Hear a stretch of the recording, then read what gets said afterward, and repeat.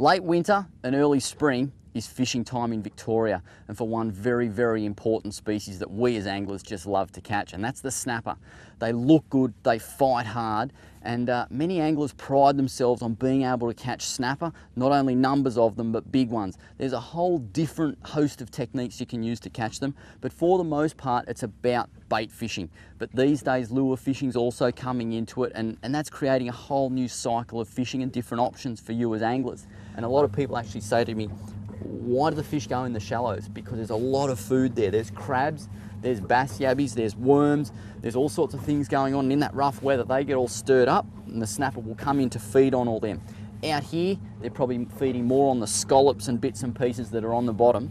But the other thing that's been really, really good, and it's probably happened more so since the scallop dredges were removed from the bay years ago, the water's a lot cleaner because there's not a suspended sediment in the water that makes the water all cloudy. We're seeing a lot more bait fish in the bay, and the bait can be in the form of pilchards and whitebaits, slimy mackerel, yakkers, garfish, all sorts of things, and the snapper love to feed on them. There's also lots of squid along the shallow reefs because that's what they're eating when they're out in the ocean. They're eating lots and lots of bait fish, and that's possibly why the lure fishing has become so good, because those fish are in here actively feeding on bait. They're not just always head down munching on hard things like mussels and scallops. So that's a couple of things. The other bonus to your GPS is that you can obviously mark spots, and it's amazing to think that quite often you can be out in the middle of nowhere, have a red hot session and catch 20 snapper, and there mightn't have really been anything on the bottom. It might have just been flat, but it holds a lot of fish, and a lot of people again say, well, why are they there? There's possibly a scallop bed down there or a mussel bed, so it's creating a bit of hard bottom and a food source for the fish, and they'll congregate in those areas.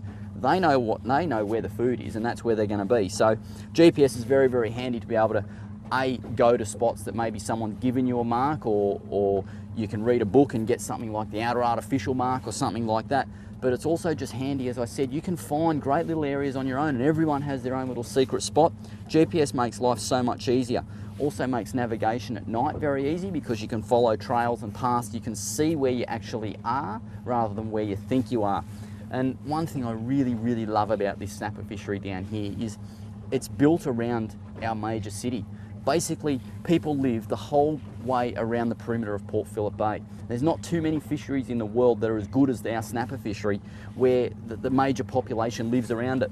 Just down there, you've got the city of Melbourne. In here, Ricketts Point, Mordialloc, Frankston, Mornington, right down to the heads down there where there's Geelong and all those sorts of places. Over the other side, you've got Werribee.